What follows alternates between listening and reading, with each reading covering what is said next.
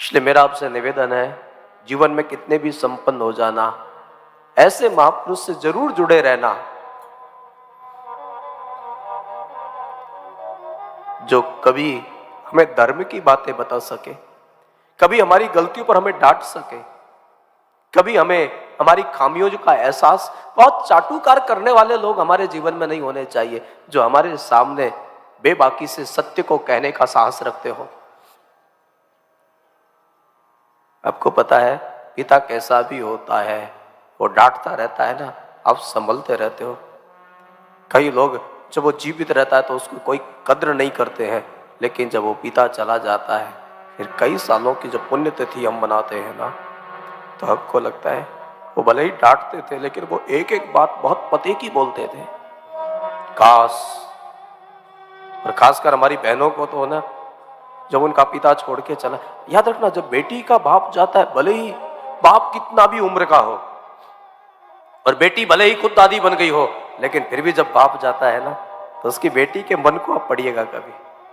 ये बेटी और बाप का जो संबंध होता है ना, सच में जो अच्छे स्वभाव की बेटी होती है ना, उनको भाइयों से कोई संपत्ति नहीं चाहिए। वो केवल अपने भाई को ये कहते हैं, बीरा पिताजी का ध्यान रखना। बेटा तू छोटा था, भैया तू छोटा था, मैं बड़ी थी, मुझे पता है कि पिताजी ने किस ढंग से हमको पाला है। यहाँ की व्यवस्था ऐसी है कि मेरे घर वो चलना नहीं चाहते, वाकई मैं तो बहुत खुश हूं। याद रखना, बेटी और बाप का जो संबंध है ना, अद्भुत है, भले ही बाप कैसा ही क्यों ना हो। इसलिए कोई भी बाप जब बेटी को विदा करता है ना, वो दुनिया दिखाने के लिए सबके साथ कर देता है, लेकिन जब बाप वापस घर में आता है ना, मंडप सूना लगता है, वो घर सूना लगता है, क्योंकि बाप जो होता है ना, पूरे घर का ख्याल रखता है, लेकिन बेटी जो होती है ना, बाप का ध्यान रखती है।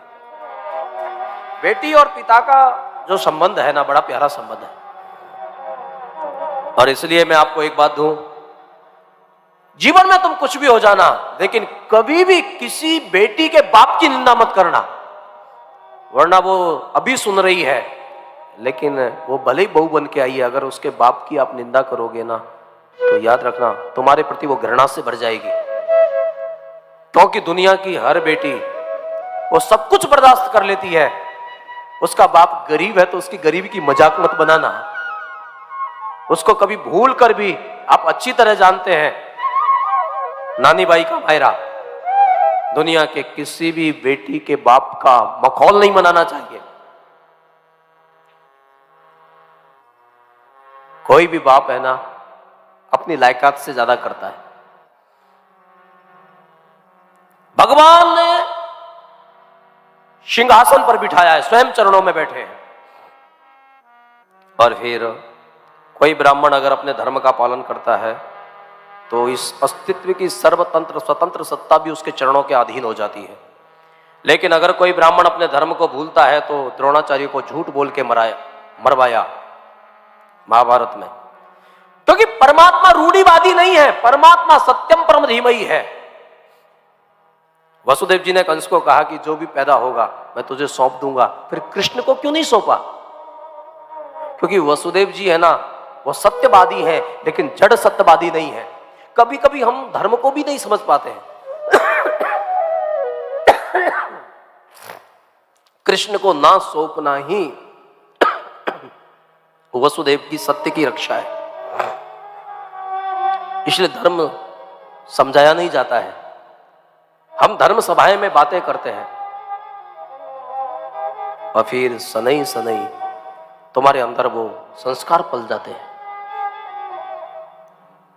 देख सुदामा की दीन दशा ना करके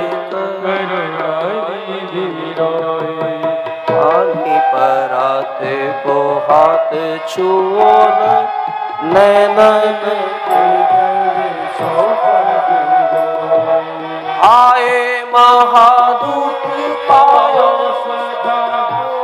आए गीत देख सुदामा की दीन करुणा करके करुणा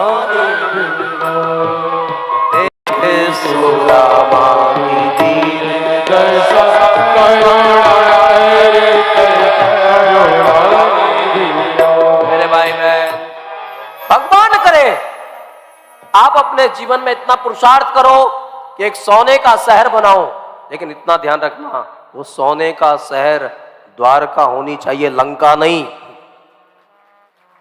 अगर लंका बनाओगे तो दुनिया का कोई हनुमान आकर उलट पलट लंका सब जारी, कूद परा पुन सिंधु मझारी, ऊंच बुझाही खोई श्रम धर लग रूपी बहोर। और सुदामा द्वारका की शोभा तब है, कई लोग कहते हैं ना हम धर्म की रक्षा कर रहे हैं, उन लोगों को बोलना नहीं आता है। मेरे भाई बहन, हम धर्म की रक्षा नहीं करते, धर्म हमारी रक्षा करता है। ये तो भाग्यशाली हैं हम कि परमात्मा ने हमको निमित्त बना लिया है।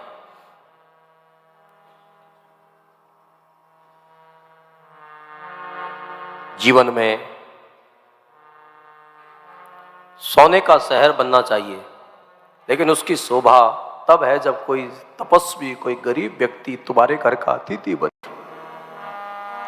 कोई सुदामा, कोई तपस्वी व्यक्ति उस घर को अपना घर मानकर कभी भी बिना रोके टोके आ सकता है। मेरे को एक बार किसी ने पूछा था कि महाराज जी, हम लोग उस मंगलम से जुड़ गए, आप हमको क्या दोगे? मैंने कहा कि भाई साधु दे भी क्या सकता है सिवाय भगवत प्रीति के अनुसार, लेकिन उसका भाव है, मेरा भाव नहीं है। महाराज जी, मेरा आपसे निवेदन है, अब जब भी खाली रहा करो ना, तो जो तुम्हारे जयपुर के सदस्य है ना, कभी कभी उनके घर आया करो और उनको घर में बैठ के धर्म की बातें सुनाया करो, क्योंकि बच्चे रहते हैं ना सब कथा में। तो ये बात मुझे समझ में आई, हालांकि अभी मैंने चालू नहीं किया है, लेकिन हाँ, मैं सारे जयपुर में तो घूम नहीं सकता, लेकिन जो इस संस्था से जुड़े लोग होंगे ना, कभी भी उसको 2 दिन पहले बोल दिया करेंगे, बेटा कुछ तैयारी मत करना, परेशान मत होना, लेकिन हम और 1-2 लोग आएंगे, तेरे घर बैठ के सत्संग करेंगे, कीर्तन करेंगे और चले जाएंगे, खर्चा नहीं कराएंगे, क्योंकि तू हमारा सदस्य है, तू हमारा परिवार का है। यह तो पूरा परिवार ही है। और कभी कभी ऐसे मैं चला जाता हूँ कई घरों में, और वहां जब संकीर्तन होता है, थोड़ा वहां के छोटे छोटे बच्चों को आगे बिठा लेते हैं। अभी हमारे आदरणीय खुटेटा जी हैं, हाँ, उनके घर में तो क्या संकीर्तन होता है साहब। माता जी का भाव बड़ा सुंदर है, बहुत दिन हो गए, पधारो आप, अच्छा लगता है। सोने का शहर बनाना, लेकिन उसमें कोई सुदामा भी आना चाहिए। और मित्रता में क्या होता आप जानते हो, एक छुपाना चाहता है और एक छीनना चाहता है। परमात्मा ऐसी ऐसी लीला कर रहे हैं। बचपन के मित्र जब मिलते हैं तो बहुत ऐसी बातें होती है। कन्हैया ने पूछा, आपका विवाह नहीं हुआ?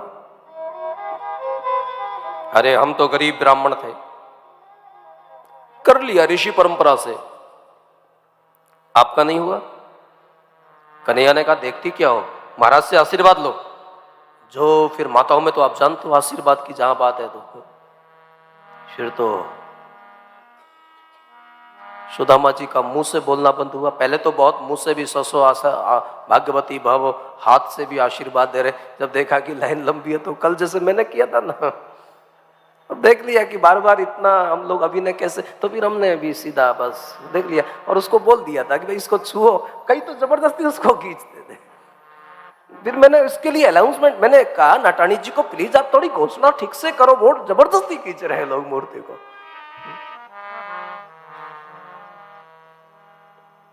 वो तो भगवान की कृपा थी कि थोड़ा पति पत्नी थोड़े, क्योंकि पति लोग बेचारे है ना, समझ नहीं पाते कि सुन नहीं। वो तो माता जी उनको, अरे छोड़ दो ना महाराज जी का हाथ, तो बाकी ही उधर लेना है।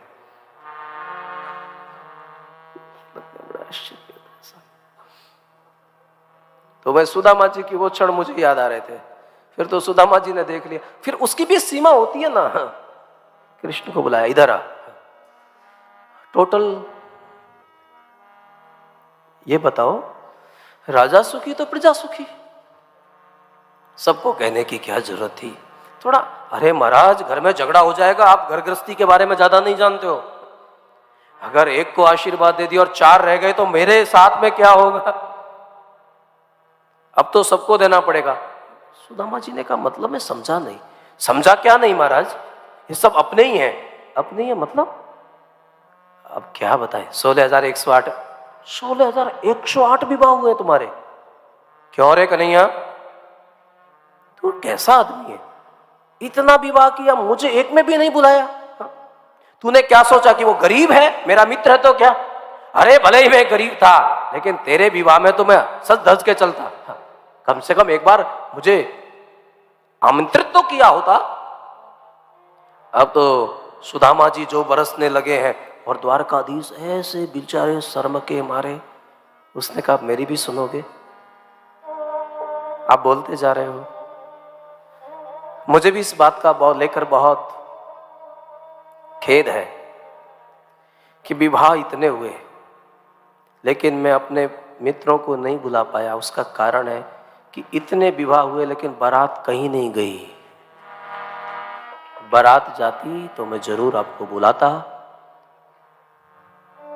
कृष्ण तेरा कुछ समझ में नहीं आ रहा है, अगर बारात नहीं गई तो फिर ये इतने विवाह कैसे हुए? उन्होंने कहा जहां जहां मैं गया ना, वहां मुझे गिफ्ट में मिलते चले गए साहब, सभी इकट्ठी हो गई। अच्छा।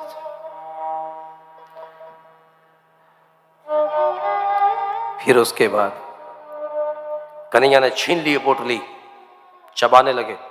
रुक्मणी जी वहां पकड़ लेती है। भगवान ब्राह्मण का पूजन करते हैं, मस्तक पर लिखा होता है श्री क्षय लक्ष्मी का नाश, लेकिन समर्थ जब तिलक लगाता है यशक श्री हो जाता है, और कुबेर के खजाने का मालिक बन जाता है।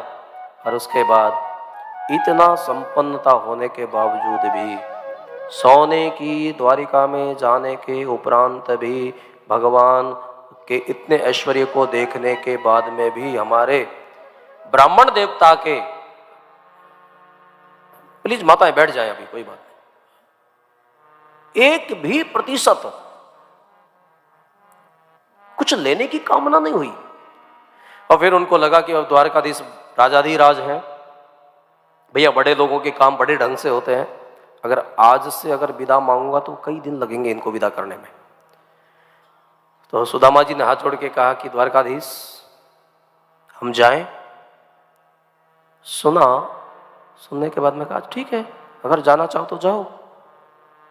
हाँ एक काम करो, आप जब आए थे ना वो फटी धोती पहनकर, तो उसको पहन के जाना, ये जो पीतांबर पहन लिया ना यहाँ के, इसको जरा उतार के जाना। तो कृष्ण पत्नियों को भी लगा कि कहाँ तो इतना रो रहे थे ब्राह्मण के लिए, और देना तो दूर की बात, जो पहनवाया वो भी उतरवा लिया। सुदामा जी को भी मन में तो आया ये लोभ कब से बढ़ गया, हम तो बचपन में जब मित्रता करते थे तो ये माखन भी खाता था तो लूट लूट के खाता था और बांट बांट के खाता था, लूट लूट के लेता था, बांट बांट के खाता था। लेकिन सही कहा है किसी ने कि जब लाभ ज्यादा होने लगता है तो लोभ भी बढ़ जाता है। लोग गरीब होते हैं ना तो सत्यनारायण की कथा करा लेते हैं, और जब बड़े हो जाते हैं ना तो फिर वो भी छूट जाती है।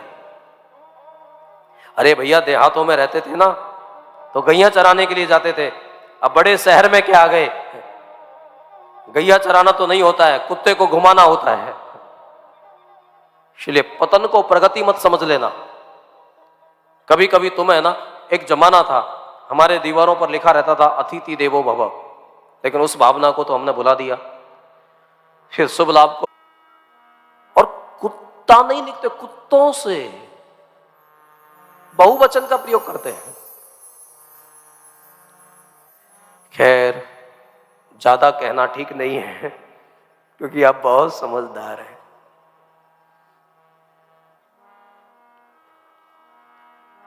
और फिर उसके बाद सुदामा जी मन में विचार करते हुए जा रहे हैं, और इधर कृष्ण पत्नियों ने भी, रुक्मणी जी ने और सत्यभामा आदि आदि जो भी अष्टपट रानी, सब ने एक साथ। क्यों द्वारकाधीश, ये स्वभाव कब से बिगड़ गया? अरे देना तो दूर की बात, जो कपड़े जो पीतांबर पहना है वो भी उतरवा लिया। प्रश्न तो ये भी उठ सकता है, मुझे सुदामा के साथ रहने में बहुत अच्छा लग रहा था, लेकिन फिर भी मैंने सुदामा को रोका नहीं। तुमने विचार किया क्यों नहीं रोका? इसलिए नहीं रोका क्योंकि मुझे पता है मेरे पास जितनी संपदा है मैंने वहां उनको दी है, लेकिन सुशीला ने अभी उसको स्वीकार नहीं किया है। क्योंकि सुशीला एक महान पतिव्रता है। और यहां जितने दिन सुदामा को रुकना होता, उतने दिन सुशीला को वहां उपवास करना होता। अब मैं नहीं चाहता कि सुशीला को बहुत उपवास करना पड़े, बहुत भूखा रहना पड़े। कृष्ण पत्नियों ने प्रणाम करके हाथ जोड़ लिए, ठाकुर जी की लीला ठाकुर जाने, ना देते देखा था तुमको मगर झोलियां भरी देखी। जो अच्छे लोग होते हैं उनका देने का तरीका होता है, अगर दायां हाथ देता है तो बाएं हाथ को पता भी नहीं चलने देते हैं। लेकिन संसारी लोग जो होता है ना, वो दे तो देता है लेकिन लेने वाले की इज्जत बिगाड़ के देता है। खा लेना, खीर है, कहाँ मिलेगी? तो याद रखना, कभी कभी जब सम्मान नहीं होता है ना तो खीर भी मीठी नहीं लगती है। देने का भी एक तरीका होता है, वरना कई लोग दान तो करते हैं, मंदिर में एक पंखा लगाते हैं, उसकी 3 पंखुड़ी पर 3 पीढ़ी का नाम लिखते हैं, और पुजारी आके जैसे ही बटन दबाता है ना, फिर वो 84 का चक्कर काटती है, तीनों पीढ़ियां। क्योंकि इसकी संतान ने जो भी किया है वो सदगति के लिए नहीं किया है, यहां जो भी किया गया वो सम्मान की भावना से लेकर किया गया। कई लोग यही हिसाब चाहते हैं, उनको भरोसा ही नहीं है उस व्यवस्था में। तब पता चला है कि ठाकुर जी दिखा के नहीं देते हैं, उसका देने का जो तरीका है ना, याद रखना, किसी के कमाने से कुछ नहीं होता है। जब ठाकुर देता है ना तो पूरा परिवार सेट हो जाता है, बच्चों की बुद्धियां शुद्ध होने लगती हैं, नाती पोते सब स्वस्थ पैदा होने लगते हैं। इंसान को यह लगता है कि ये मैं कर रहा हूं, लेकिन नादान हम समझ नहीं पाते हैं। करते हो तुम कन्हैया, मेरा तो नाम हो रहा है। पूरा परिवार हंस रहा है, खेल रहा है, खूल रहा है, प्रसन्न है, संपन्नता बढ़ रही है, किसी का एक्सीडेंट नहीं हो रहा है, किसी को किसी प्रकार का क्लेश नहीं है, आपसी झगड़े नहीं हो रहे हैं। याद रखना, ये संपदा परमात्मा देता है, ये संपदा परमात्मा के भजन से आती है। और उसके बाद सुदामा जी महाराज मन में सोचते हुए जा रहे हैं। सुशीला पूछेगी तो मैं कह दूंगा उसने तो बहुत दिया था, लेकिन रास्ते में भीलों ने लूट लिया। अपने मित्र का तो बचाव करना पड़ेगा, नहीं तो उसका भाव बिगड़ जाएगा कि जा आप खाली उनको मित्र मानते हो, वो तुम्हें पूछते भी नहीं है।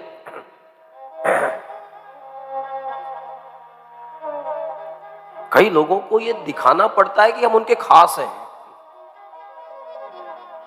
तो सुदामा जी को लगा अगर ये कहूंगा कि कुछ नहीं दिया तो सुशीला को लगेगी हाँ हाँ कोई इसकी कोई बकत नहीं है, इसको कोई नहीं पूछता है, ये खाली खाली कहता है कि वो अपना मित्र है।